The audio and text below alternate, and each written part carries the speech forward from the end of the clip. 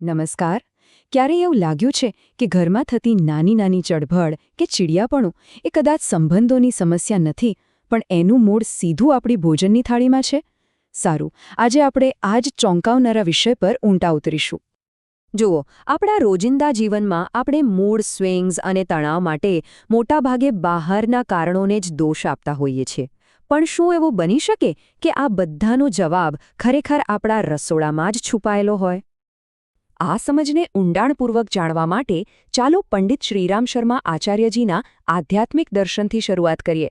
એમણે ખોરાક અને મનના આ ગહન સંબંધ પર ખૂબ જ સરસ રીતે પ્રકાશ પાડ્યો છે. આ બધી વાતનો પાયો છે એક સરળ પણ શક્તિશાળી વાક્યમાં: જેવું અન્ન તેવું મન. હવે આ ખાલી એક કહેવત નથી, પણ એક ગહન સિદ્ધાંત છે. એનો સીધો અર્થ એ છે કે આપણો ખોરાક આપણા વિચારો, આપણી ભાવનાઓ અને આપણા વર્તનને સીધો આકાર આપે છે. અહીં એક ખરેખર રસપ્રદ વિચાર છે. જ્યારે આપણે કંઈક ખાઈએ છીએ ત્યારે તેના સૂક્ષ્મ કણો આપણા શરીરમાં એક પ્રકારની વિદ્યુત ઊર્જા પેદા કરે છે. આ જ ઊર્જા આપણી આસપાસ એક ઓરા એટલે કે આભામંડળ બનાવે છે. અને આ ઓરા ફક્ત આપણને જ નહીં, પણ આપણા ઘરની સમગ્ર વાઇબ્રેશનને પણ અસર કરે છે. તો સવાલ એ છે કે આ ઊર્જા કામ કેવી રીતે કરે છે? ચાલો સમજીએ. મુખ્યત્વે બે પ્રકારના આહાર છે. એક છે તામસિક એટલે કે ભારે, વાસી અને પ્રોસેસ્ડ ખોરાક.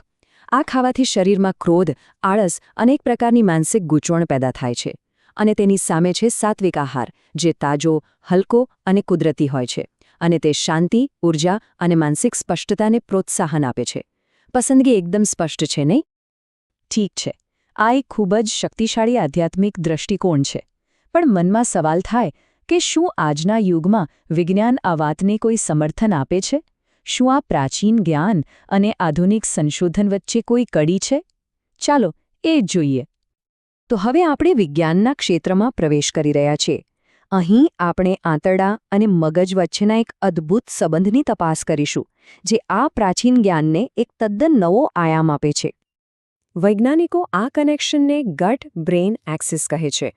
જો આપણે સાવ સરળ શબ્દોમાં કહીએ તો તે આપણા આંતરડા અને મગજ વચ્ચેનો એક સતત ટુ-વે કમ્યુનિકેશનનો રસ્તો છે. એટલે કે બંને એકબીજા સાથે સતત વાતચીત કરતા રહે છે. આને સમજવા માટે જરા કલ્પના કરો કે આ એક ઇન્ફોર્મેશન હાઇવે છે. આપણું આંતરડું સતત મગજને સિગ્નલ મોકલતું રહે છે. આનો અર્થ એ થયો કે આપણે જે કંઈ પણ ખાઈએ છીએ તેની અસર સીધી આપણા મગજ પર, આપણા મૂડ પર અને આપણી વિચારવાની પ્રક્રિયા પર પડે છે. અને આ વાત આંકડાઓ સાથે તો વધુ સ્પષ્ટ થઈ જાય છે. સેરોટોનિન, જેને હેપીનેસ મોલિક્યુલ પણ કહેવાય છે, એ આપણા મૂડને કંટ્રોલ કરતું મુખ્ય કેમિકલ છે. અને નવાઈની વાત એ છે કે એનો લગભગ 90% હિસ્સો મગજમાં નહીં, પણ આપણા આંતરડામાં બને છે. તો વાતનો સાર એટલો જ છે કે સ્વસ્થ આંતરડું તો સુખી મન. તો આપણે આ પ્રાચીન જ્ઞાન અને આધુનિક વિજ્ઞાનના સમન્વયને આપણા જીવનમાં કેવી રીતે ઉતારી શકીએ? ચાલો ઘરમાં સંવાદિતા લાવવા માટેના 3 એકદમ સરળ અને વ્યવહારુ સૂત્રો પર નજર કરીએ. પહેલું સૂત્ર છે આહારની સાત્વિકતા, એટલે કે હંમેશા તાજા અને કુદરતી ખોરાકને પ્રાધાન્ય આપો. બીજું છે પવિત્ર ભાવનાઓ. યાદ રાખો, જ્યારે પણ ભોજન બનાવો ત્યારે શાંત અને પ્રેમભર્યા મનથી બનાવો, કેમ કે બનાવનારની ભાવનાઓની ઊર્જા પણ ખોરાકમાં ભળે છે. અને ત્રીજું, શાંતિપૂર્ણ ભોજન. ટીવી કે મોબાઈલ જેવા વિક્ષેપોથી દૂર રહીને પરિવાર સાથે શાંતિથી જમવાનો નિયમ બનાવો. તો ચાલો આપણે જે શીખ્યા એનો ટૂંકમાં સારાંશ જોઈ લઈએ. પ્રાચીન જ્ઞાન અને આધુનિક વિજ્ઞાન બંને એક વાત પર સહેમત છે: આપણો ખોરાક આપણા મન પર ઊંડી અસર કરે છે. ગટ બ્રેન એક્સિસ એનું જીવંત વૈજ્ઞાનિક પ્રમાણ છે.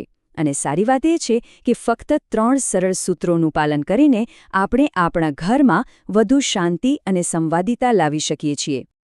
અને અંતે એક વિચારવા જેવો પ્રશ્ન: જો ખોરાક જેવી એક સામાન્ય લાગતી બાબતમાં આટલી મોટી શક્તિ છુપાયેલી હોય, તો આપણા જીવનમાં એવા બીજા ક્યાં નાના નાના ફેરફારો છે જે આપણા અને આપણી આસપાસની દુનિયામાં એક મોટું સકારાત્મક પરિવર્તન લાવી શકે છે?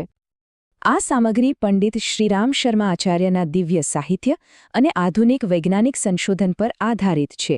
તેને કોઈ યોગ્ય નિષ્ણાત અથવા તબીબી વ્યવસાયિકની સલાહના વિકલ્પ તરીકે ગણવી જોઈએ નહીં.